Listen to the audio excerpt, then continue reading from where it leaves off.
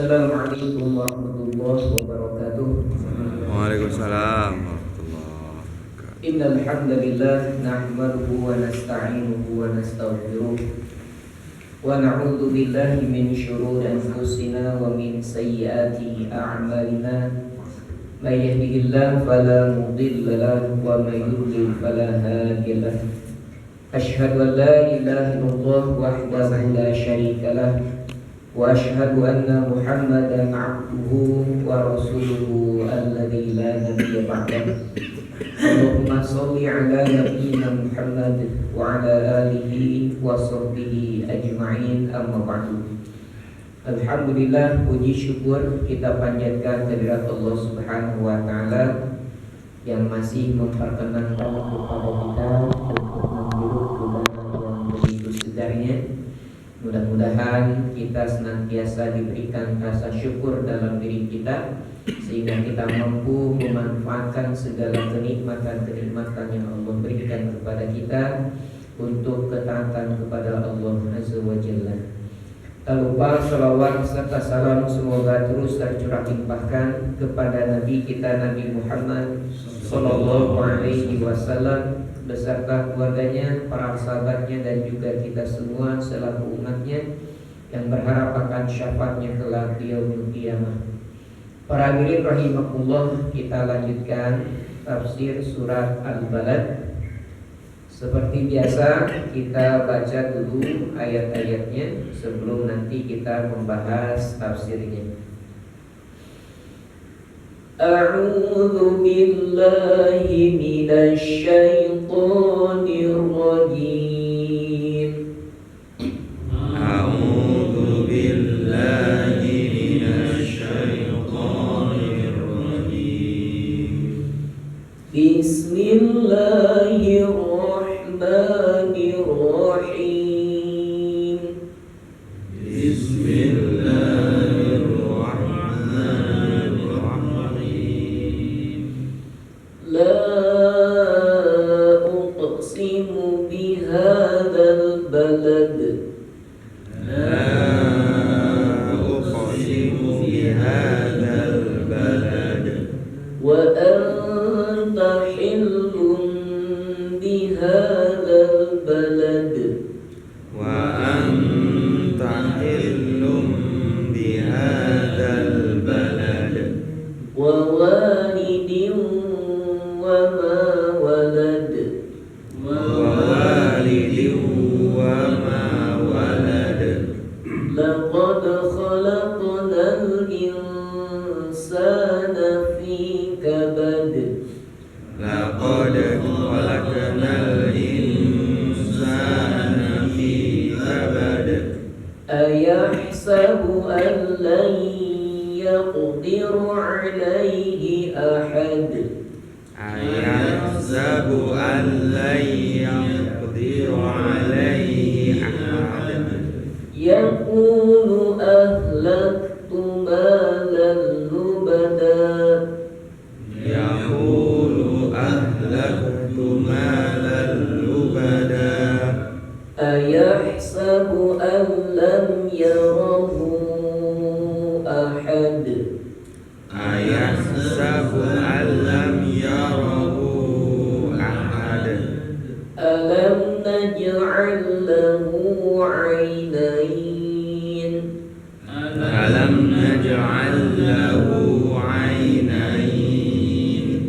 Wa lisanan wa shafatayn. Wa lisanan wa shafatayn.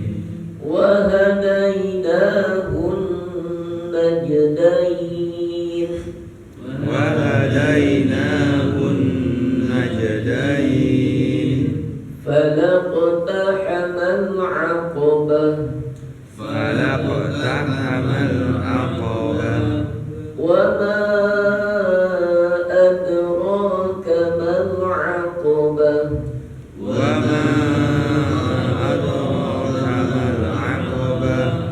Fakku raqabah. Fakku raqabah. Aw it'amun fi yawmin dhi masghaba.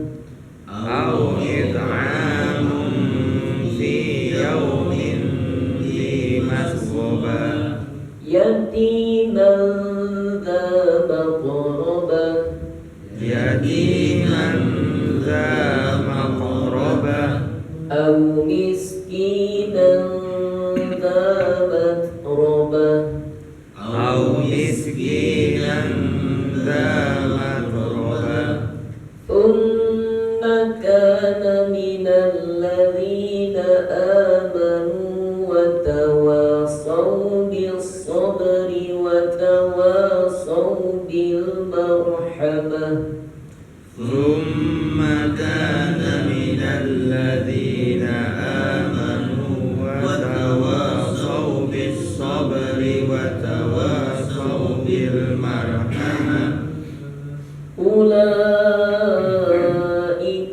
أصحاب الميمنة أولئك أصحاب الميمنة والذين كفروا بآياتنا هم أصحاب المشأمة والذين كفروا بآياتنا هم أصحاب المشأمة عليهم نار مؤصدة عليهم نار مؤصدة.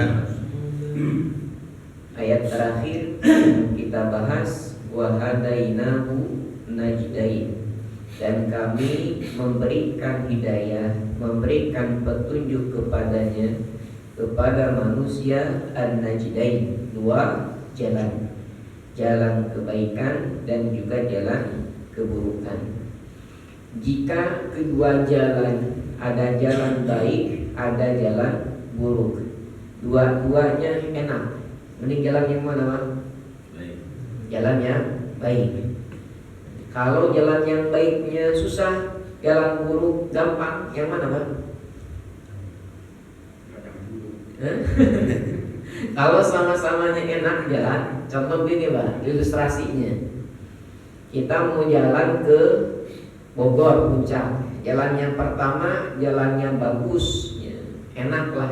Jalan B-nya pun sama, bagus, enak jalannya. Mau jalan yang mana? Ya, yang cepat, yang A cepat, bagus lagi. Pilih mana, Pak? Yang A pastinya kan? Ya. Kenapa? Jalannya bagus, ya, cepat lagi. Nah, kemudian ketika ada jalan yang satu sulit untuk ditempuh, berat untuk ditempuh, yang satu jalannya gampang, kira-kira pilih yang mana, Pak? Yang gampang. Jalan jelek, ya, susah, dan jelek macet lagi. Dengan satu jalan gampang, Pak, lurus, bagus jalannya, pilih mana? Bagus. Yang bagus dan lurus. Kenapa enggak yang milih jalan yang jelek, Pak? Macet, karena susah. Karena susah jelek, ya. Nah, ayat 11 Allah Subhanahu wa taala mengatakan, a'udzubillahi minasyaitonirrajim, fala qatahamal aqobah. Maka tidaklah sebaiknya ia menempuh jalan yang mendaki lagi sukar. Ada yang anak gunung, Pak? Akun anak gunung. Dan apa? Naik gunung, Pak. Ya. Pernah naik gunung, Pak? Wah, itu luar biasa, ya. Harus persiapannya matang, persiapan bekalnya, persiapan fisiknya. Kenapa? Karena jalan yang ditempuhnya mendaki berat, gunung batu. Ya. Nah, kalau nggak kuat, ya, nyerah, mending nggak usah, kan? Ya. Jalannya sukar. Maka tidaklah sebaiknya ia menempuh jalan yang mendaki lagi sukar. Ada beberapa penafsiran dari para ulama ketika menafsirkan ayat ini. Di antaranya Ibnu Umar. Abdullah bin Umar mengatakan maksudnya Al-Aqobah ini adalah nama sebuah gunung yang ada di dalam neraka Jahanam.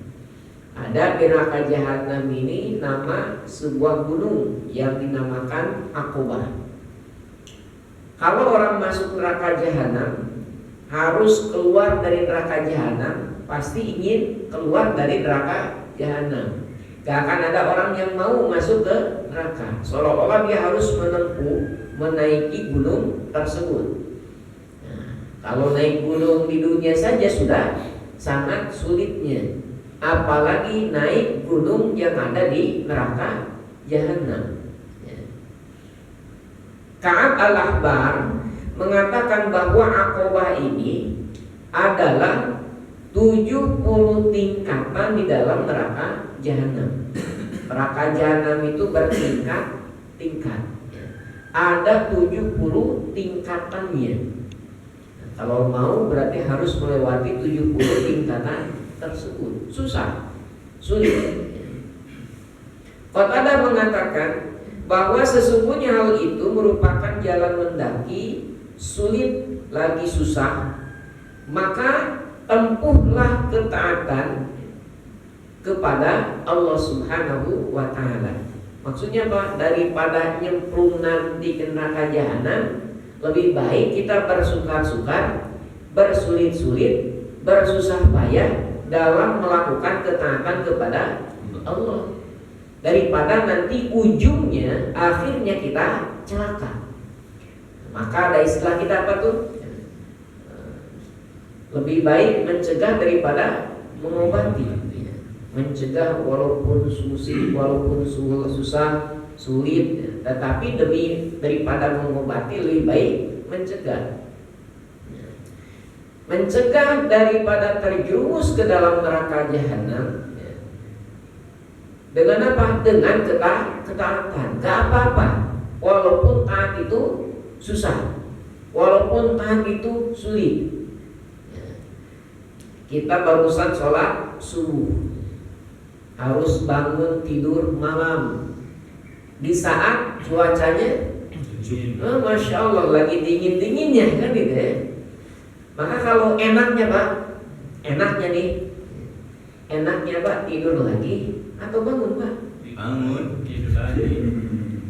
Kalau menurut hawa nafsu Pak, ya enaknya cuacanya gini, di luar udaranya adem, tambah AC nyala, enaknya tidur lagi. Ya.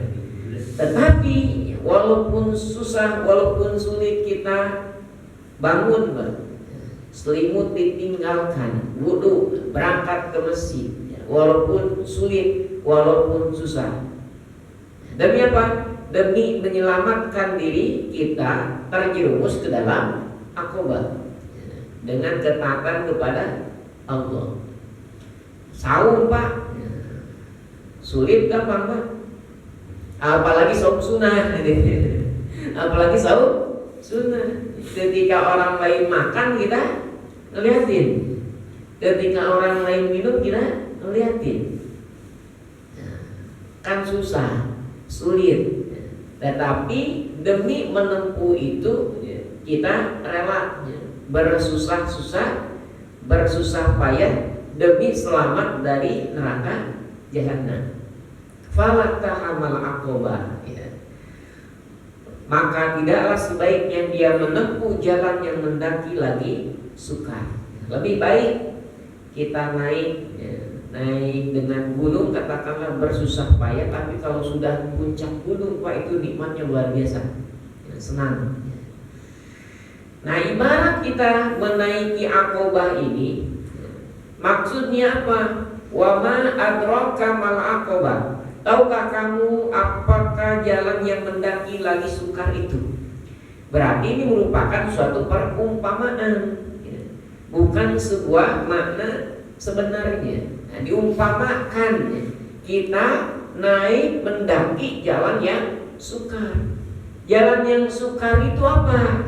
Yang pertama fakku rokobah, melepaskan, membebaskan hamba sahaya, membebaskan budak, ya, dari perbudakan.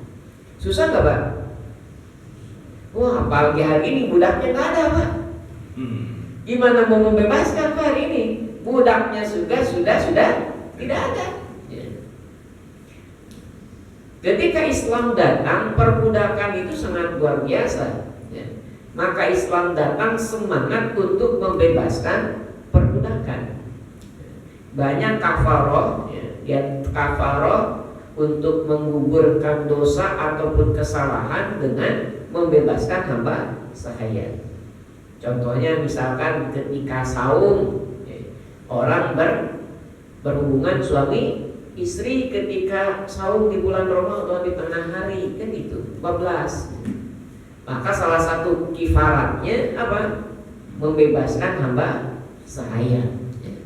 Semangat membebaskan hamba sahaya itu ada. Bahkan diriwayatkan dari Rasulullah SAW, sahabat Abu Hurairah mengatakan Nabi SAW bersabda, "Man a'taqa raqabatan mu'minatan a'taqallahu bi kulli irbin minha irban minhu minan nar." Hadisnya riwayat Imam Bukhari, Imam Muslim dan juga Imam Ahmad. Hadisnya sahih. Barang siapa yang memerdekakan seorang hamba sahaya, seorang budak mukmin, maka Allah memerdekakan tiap anggota tubuhnya dengan tiap anggota tubuh budak tersebut dari api neraka. Maka Allah jamin kebebasan. Nah, biasanya membebaskan hamba saya itu Pak, satu potong anggota tubuh atau seluruhnya Pak? Kamu bebas dulu ya tangannya, kakinya ntar besok dibebasinnya. Enggak kan gitu. Semuanya. Maka dalam ilmu balaghah disebutkan itlaqul juz'i wa yuradu al-kull. Disebutkan sebagian yang dimaksud keseluruhan.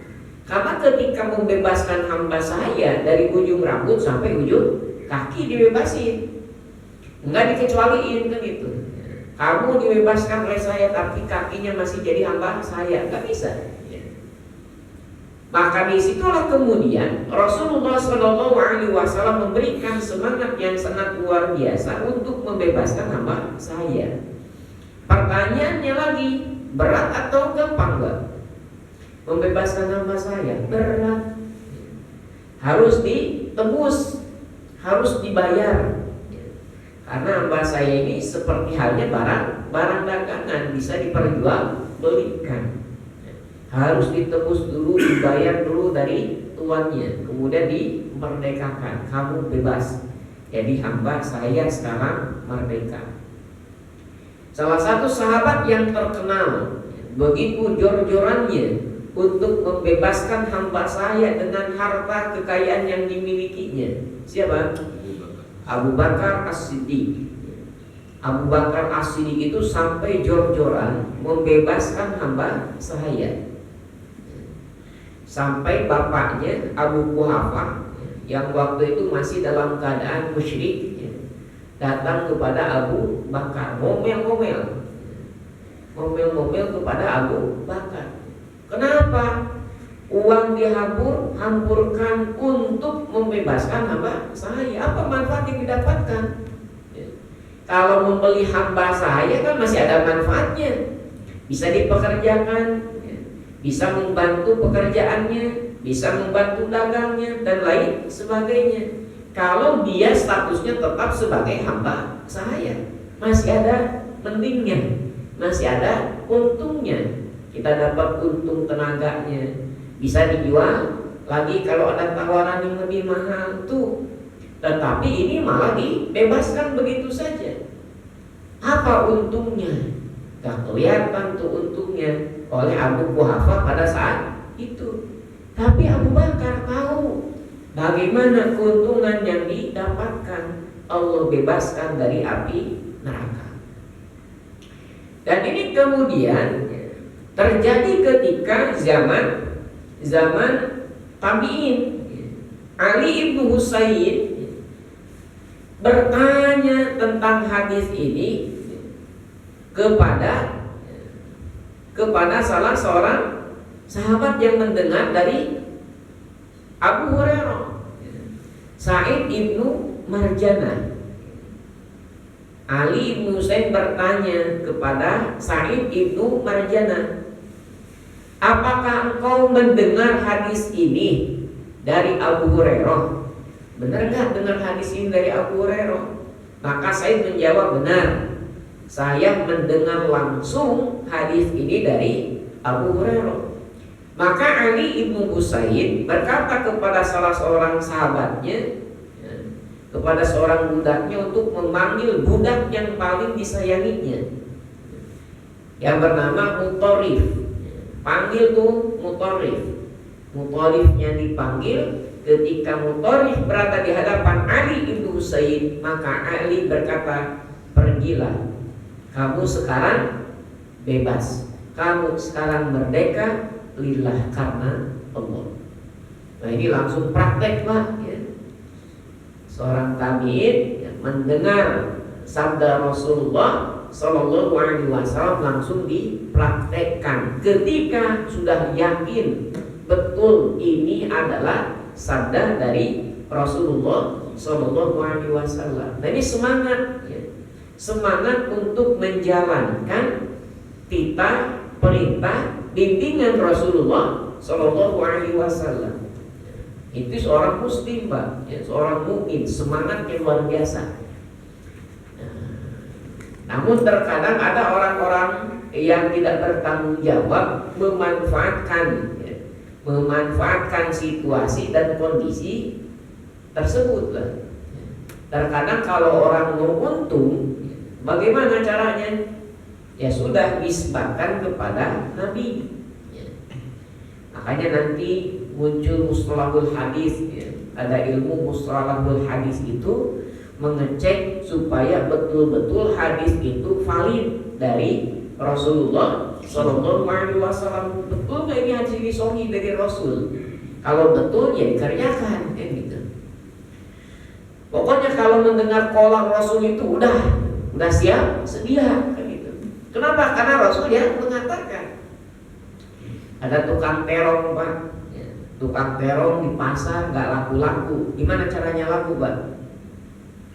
Maka dia membuat hadis tuh. Qala Rasulullah Sallallahu Alaihi Wasallam, al-badinjan shifa'un likulli da'. Kalau dagang terong kan itu, dalam laku Pak ya.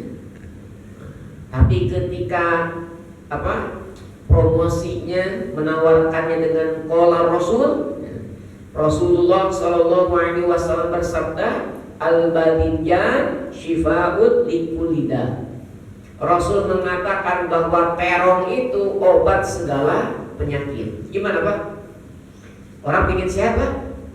Orang yang sakit ingin sehat. Jangankan yang sakit Pak, yang sehat pun ingin sehat Pak. Betul? Maka dibelilah tuh Pak ya, terong itu laku Pak ya, terong laku. Sampai terongnya harganya mahal. Kenapa? Karena dicari, diserbu. Gara-gara apa? Gara-gara keyakinan bahwa terong itu obat segala penyakit. Kenapa bisa yakin? Karena dinisbatkan kepada Rasul. Padahal Rasul nggak berbicara seperti itu kan gitu. Itu untuk apa? Untuk keuntungan duniawi supaya terongnya laku, nisbatkan kepada Rasul.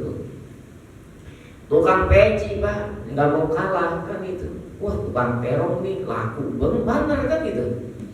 Dengan membawa-bawa Rasul. Tukang peci pun Pak kemudian qala Rasulullah Sallallahu Alaihi Wasallam, la tasihus sholatu biduni qolan suwa.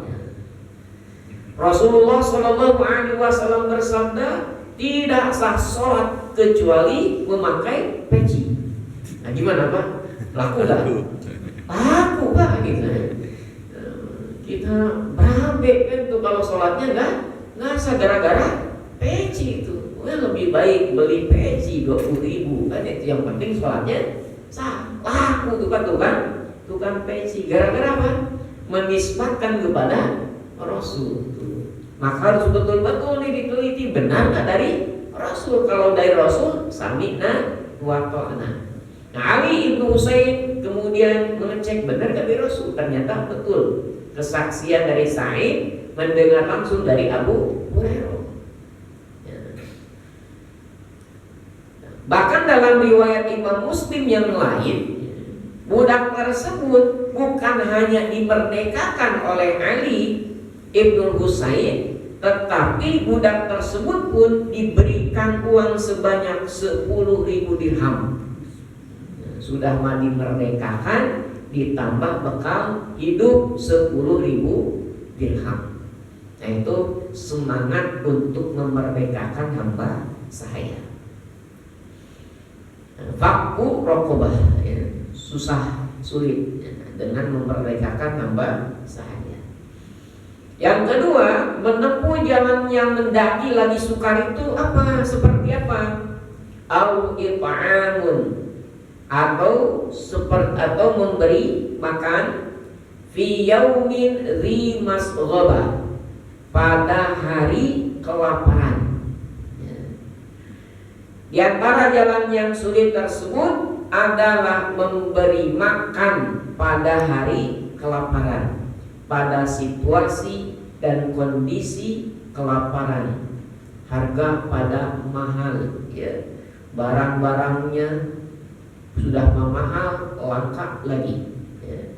Tetapi kita masih bisa berbagi makanan dengan yang lain. Apabila kita memberi makanan kepada orang yang sangat membutuhkan, berarti maka pahalanya semakin besar. Hari ini saudara-saudara kita di Palestina itu luar biasa, harus mencari makan itu sampai ngantri. Nyari tepung saja harus ditembakin. Maka memberikan donasi, memberikan donasi untuk makan mereka luar biasa pahalanya. Itu merupakan jalan yang sukar, jalan yang sulit mendaki.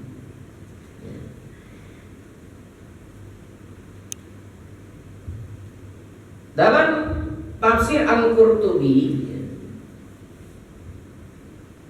wa it'amu ta'am fadilah, memberikan makanan itu adalah suatu kemuliaan. Memberi makan kepada siapapun, ya, adalah mulia. Traktir orang, ya, traktir teman, ya, itu hal yang mulia. Traktir keluarga jalan-jalan, ya, makan misalkan di mana, di satu tempat, cari suasana yang baru, itu merupakan kemuliaan. Wa huwa ma'as-sabab alladhi wal ju' afdal. Dan jika disertai dengan kelaparan yang amat sangat lapar, maka itu lebih mulia lagi. Kemarin kita mengalami apa tuh? COVID-19, diisolasi mandiri, gak boleh keluar rumah, ya. Gimana kalau stok makanannya habis kan?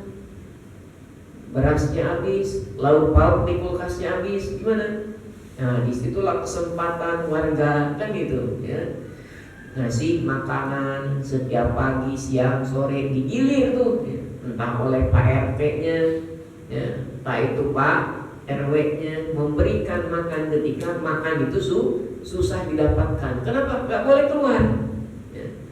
Hari ini sebenarnya gampang kan, online kan gitu, tinggal pesen aja datang tuh, ya. Nah, ketika situasi dan kondisi kelaparan di mana-mana, memberikan makan kepada orang yang kelaparan itu sangat mulia. Apalagi kitanya juga sedang lapar, kitanya pun sangat butuh. Ada dulu sahabat itu di kalangan kaum muhajirin dan Ansor, ada sahabat yang datang bertamu lapar, datang ke rumah sahabat yang lain mau menjamu nih, datang ke rumahnya, dia tahu di rumahnya, tanya ke istrinya, ada makan? Nggak ada, cuma satu porsi lagi, kan gitu. Nggak, satu porsi lagi gimana ini? Bisa untuk saya, tamu nggak bisa makan, padahal tamunya perlu, kan gitu, butuh. Saya pun butuh makan, kan gitu. Bagaimana caranya nih? Oh, dipikir-pikir, oh ntar kalau kesini malam-malam dimandikan pencahayaannya supaya dia makan dengan tenang. Dia mau kumpul apa tuh? piring dengan sendoknya doang, supaya sahabatnya itu mengira dianya sedang makan, padahal enggak. Memberikan makan kepada orang yang sangat lapar, sangat membutuhkan. Yang berikutnya yatiman dza makrobah, menempuh jalan yang sukar, mendaki, sulit, yaitu dengan memberikan makan kepada anak yatim yang ada tali kekerabatan kepada kita. Memberikan makan kepada anak yatim itu hal yang baik, hal yang bagus, termasuk sedekah.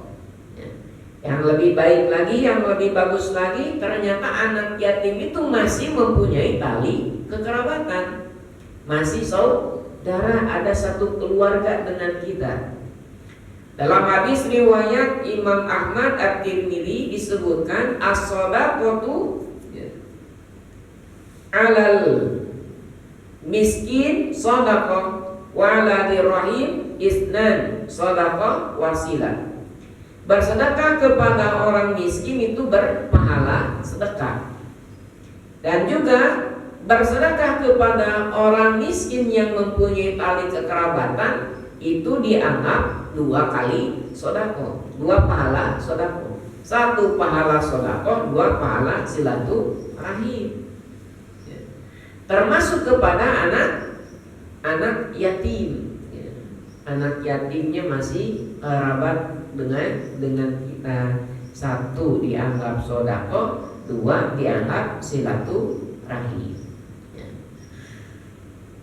Dan biasanya rame untuk menyantunin anak yatim itu di bulan Muharram. Maka bulan Muharram itu sebagian orang menyebutkan hari lebarannya anak yatim. Walaupun secara dalil sebenarnya dalilnya lemah hadisnya, maka jangan sampai hanya terpaku kepada bulan Muharram. Bebas mau bulan-bulan yang lain pun silahkan. Bulan Muharram bagus ya, karena termasuk bulan yang dimuliakan, bulan yang dihormati, termasuk bulan-bulan yang lain. Jangan sampai tidak ada sama sekali. Silahkan mau di bulan Muharram, di bulan yang lain pun silahkan ya. Kan biasanya dikumpulin dulu gitu ya, dikumpulin dulu. Ada di masjid itu, salah satu masjid, kotak amalnya itu ada kotak amal operasional masjid, ada yang untuk anak yatim. Itu biasanya dibuka berapa kali saya tanya? 2 kali saat untuk Ramadan sekali, ya, untuk Muharram 1 kali. Ya, jadi ya alhamdulillah tuh setahun 2 kali. Ya, mudah-mudahan kalau banyak yang infak sedekahnya bisa setahun 3 kali, setahun 4 kali, ya, bahkan sampai kalau bisa sebulan sekali kan gitu ya, untuk menyantuni anak-anak yatim. Bahkan Rasulullah Shallallahu Alaihi Wasallam mengatakan, ana wa kafilul yatim kahatain. Saya dengan orang yang care kepada anak yatim, ya, mengurus anak yatim seperti ini di surga. Farroja syai'an, beliau merendahkan sedikit antara jari telunjuk dan jari tengahnya. Begitu dekatnya Rasulullah Shallallahu Alaihi Wasallam dengan orang-orang yang mempunyai kepedulian dengan anak-anak yatim. Au miskinan dza matrobah, atau memberikan makan bantuan kepada orang yang miskin yang sangat fakir. Asal dza matrobah ini, asal katanya ini orang yang miskin tubuhnya kumal yang dipenuhi dengan debu. Orang sudah miskin, kumal, pucal, dipenuhi dengan debu. Mungkin kalau bahasa kita, orang miskin yang terlempar dari jalanan, gelandangan, tidak punya rumah, tidak punya sesuatu yang melindungi dirinya dari debu. Itu miskin dan matrobah. Orang miskin yang sangat miskin bahasanya. Ikrimah mengatakan bahwa makna yang dimaksud adalah orang yang fakir miskin yang banyak utangnya. Jangankan untuk memenuhi kebutuhan tersiernya, memenuhi kebutuhan sekundernya harus utang. Untuk makan minum utang, dari lubang tutup lubang. Mending Pak ada untuk menutupnya, ini nggak ada tuh, susah, gali terus kan itu, nutupnya jarang kan itu. Nah itu orang yang sangat miskin, sangat fakir. Nah, perlu untuk diberikan bantuan. Sa'id Ibnu Jubair mengatakan yang dimaksud adalah orang yang hidup sebatang kara. Orang mah sudah fakir, miskin, hidup sebatang kara, gak ada suami, gak ada istri, gak ada anak, gak ada orang tua, gak ada saudara. Yaitu orang yang sangat miskin. Muqatil bin Hayyan mengatakan bahwa yang dimaksud adalah orang yang miskin yang banyak anaknya. Anaknya 10, anaknya 11, banyak. Tapi kondisi ekonominya memprihatinkan. Hanya mulung, mulung barang-barang bekas, mulung plastik. Harga sekilonya berapa sih? Sekilo kemarin ngejual satu botol plastik itu 1.500. Satu karung berapa kilo itu? Gak nyampe 10 kilo. Katakanlah 10 kilo 15.000. Ngumpulin satu karung besar. Nah, susah ya. Hidupnya sangat susah. Nah itu orang miskin yang betul-betul sangat fakir. Orang-orang yang minta-minta di jalanan kira-kira gimana Pak? Hari ini belum tentu ternyata gelandangan yang ada di jalan itu yang minta-minta belum tentu miskin gitu. Kemarin ada yang ditangkap Satpol PP Pak. Gelandangan minta-minta, ditangkap, dicek berapa Pak? Dapatnya 5 juta lebih Pak. Ditanya itu berapa lama? Sehari man. Sehari dapat uangnya 5 juta lebih. Kalah tuh pokoknya itu sehari Pak itu. Bahkan ada yang di kampungnya itu rumahnya bertingkat, mobilnya mewah. Ada yang orang gelandangan minta-minta di lampu merah itu diantar lewat dengan apa? Mobil mewah Pak. Ya. Wah itu macam-macam gitu. Ya kita yang bantu yang mana? Yang bisa orang yang fakir miskin, yang betul-betul fakir miskin, bukan ngaku-ngaku fakir miskin.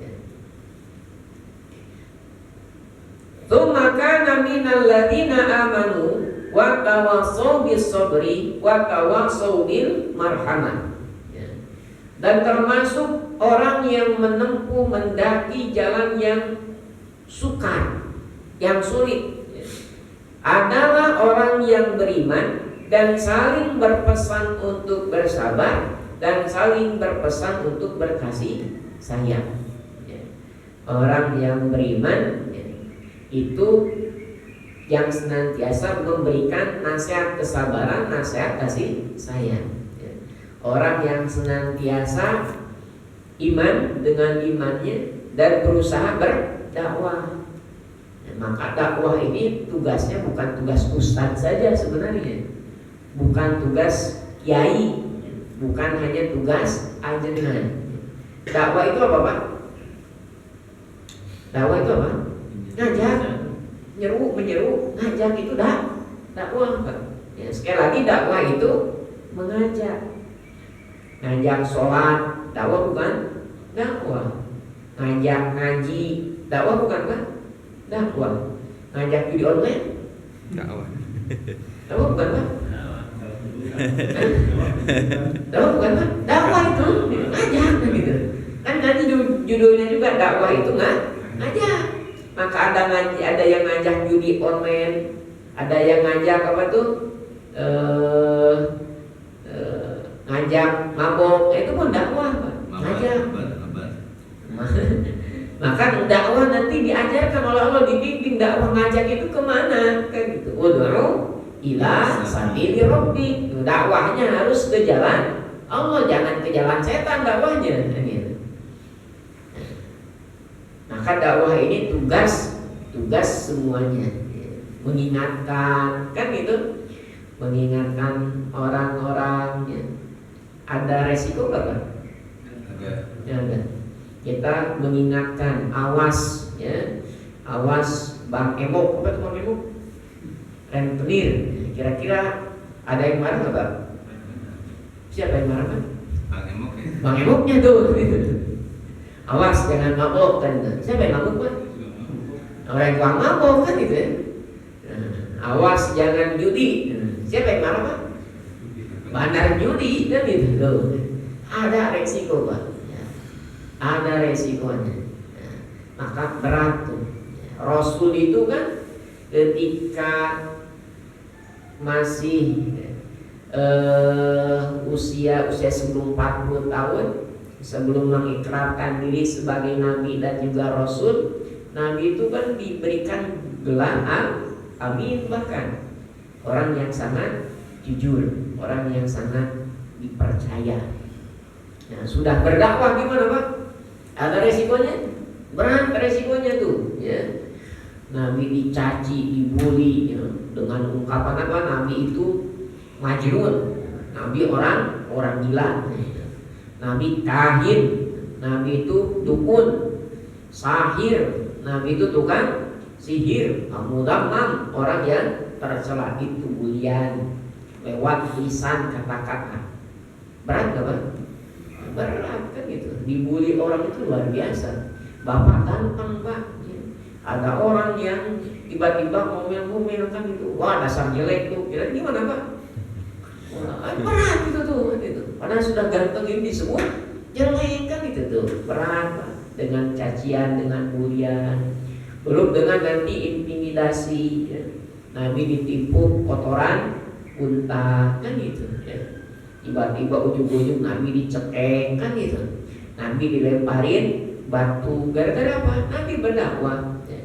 Mengajak orang untuk bersabar ya. Sabar. Sabar itu apa Pak? Sabar itu apa? Nah, di kita sabar itu identik dengan diam ya. Sabar itu di kita identik dengan diam. Diomelin oleh orang lain sabar. Berarti sabar itu gimana? Diam aja kan itu. Ditabukin orang sabar aja, berarti diam gitu Pak. Itu sabar di kita. Tapi untuk sabar itu dalam istilah syar'i bagaimana? Sabar ketika melaksanakan perintah Allah, terus jalan ya, terus dikerjakan. Nah itu namanya sabar. Sabar itu bukan diem gitu. Dengerin adzan, sabar aja, diem kan itu bukan gitu. Orang yang sabar ketika mendengar adzan bagaimana? Jawab adzannya, kemudian siap-siap sholat. Itu orang yang sabar. Sabar ketika menjauhi maksiat kan gitu. Itu perlu kesabaran. Sabar ketika tertimpa musibah, masih tetap berhusnuzon kepada Allah Subhanahu wa taala di balik musibah. Itu sabar. Wa tawassaw bil marhamah, dan juga saling berpesan untuk berkasih sayang.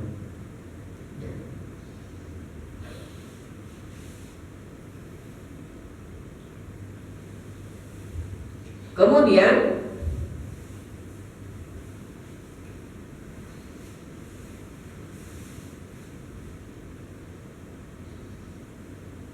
berpesan kepada untuk berkasih sayang. Wa tawassaw bil marhamah, saling berkasih sayang. Rasulullah Shallallahu Alaihi Wasallam dalam riwayat Imam Bukhari dan juga Imam Muslim, ar-rahimun yarhamuhumur rahman. Orang-orang yang penyayang akan disayangi oleh Allah yang Maha Penyayang. Irhamu man fil ardi yarhamukum man fis sama. Kasihanilah orang ataupun makhluk yang ada di bumi, niscaya makhluk yang ada di langit akan menyayangimu ya. Maka kalau mau disayangi oleh Allah, bagaimana? Sayangi makhluk Allah.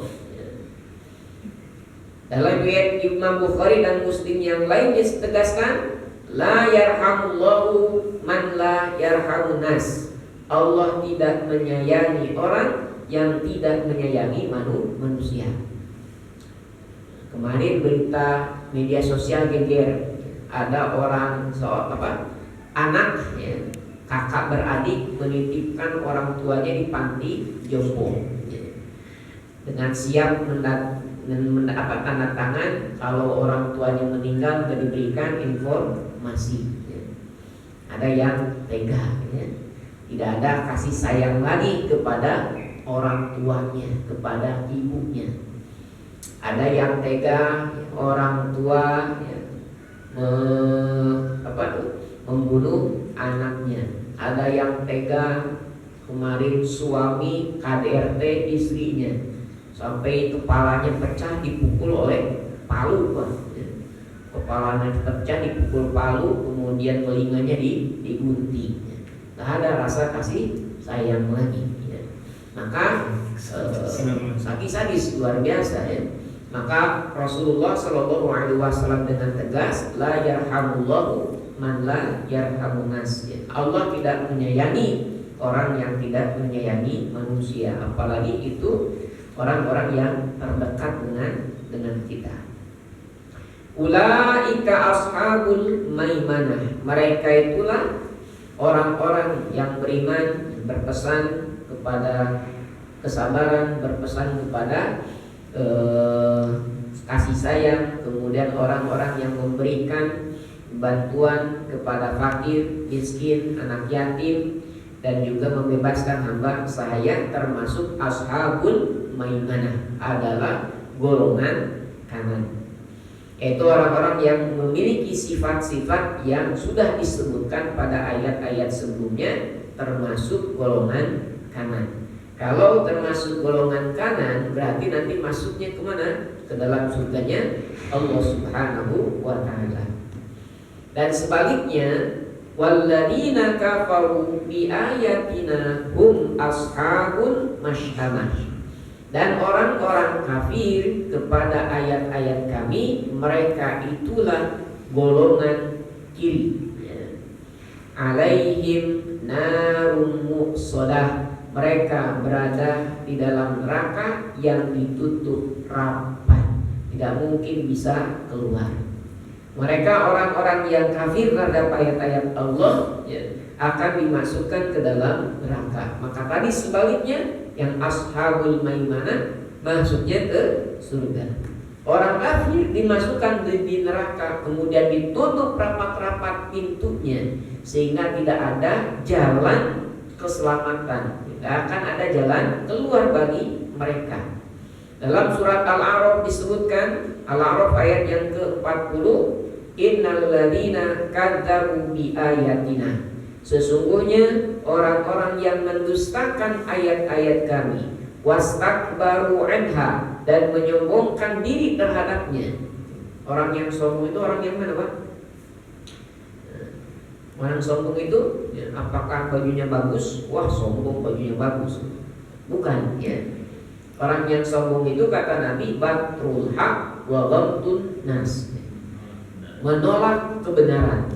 Al-Quran ini semuanya benar, ditolak, maka itulah disebut sombong. Dan juga merendahkan orang lain, termasuk dalam hal ini merendahkan Rasulullah SAW yang diutus oleh Allah sebagai Rasul. Innal ladzina kadzdzabu bi ayatina wastakbaru anha. Sesungguhnya orang-orang yang mendustakan ayat-ayat kami dan menyombongkan diri terhadap ayat-ayat kami, la tufattahu lahum abwabus sama. Tidak akan dibukakan pintu-pintu langit bagi mereka, wala yadkhuluna jannah, dan juga mereka tidak akan masuk ke dalam surga. Hatta yalijal jamalu fi sammil khiyam, sampai sebelum unta itu masuk ke dalam lubang jarum. Mereka tidak akan masuk surga sampai unta itu masuk ke dalam jarum. Pertanyaannya, bisa nggak Pak unta masuk ke dalam jarum? Bisa nggak unta masuk ke dalam lubang jarum, Pak? Kita masukin benang aja kadang susah kan itu. Apalagi sudah matanya buram kan itu. Nggak pakai kacamata gimana, Pak? Coba sejam itu nggak masuk kan itu. Itu memasukkan benang yang kecil. Apalagi ini memasukkan unta ke lubang jarum. Maka itu merupakan ungkapan hal yang mustahil. Orang-orang yang kafir masuk ke dalam surganya Allah Subhanahu wa ta'ala. Wa kadzalika najzil mujrimin, dan demikianlah kami memberikan balasan kepada orang-orang yang berbuat jahat. Kejahatan di sini dalam hal khususnya mendustakan ayat-ayat Allah dan sombong terhadap ayat-ayat Allah. Para hadirin rahimakumullah, mungkin ini yang bisa disampaikan pada kesempatan pagi kali ini. Mudah-mudahan kita diberikan kekuatan oleh Allah Subhanahu wa ta'ala untuk menempuh jalan yang mendaki lagi sukar, lagi sulit ini, terutama dalam bisa memberikan makan kepada orang yang membutuhkan. Kita memberikan perhatian kepada anak yatim, memberikan perhatian kepada fakir miskin. Kita tetap beriman, saling memberikan nasihat kepada kesabaran dan juga kasih sayang. Mudah-mudahan kita termasuk menjadi hamba-hamba Allah ashabul maimanah, termasuk golongan kanan yang berhak untuk masuk surganya Allah Subhanahu wa ta'ala. Barangkali ini yang bisa disampaikan. Kita tutup dengan doa kafaratul majlis. Subhanaka Allahumma wa bihamdika asyhadu an la ilaha illa anta astaghfiruka wa atubu ilaik. Wassalamualaikum warahmatullahi wabarakatuh.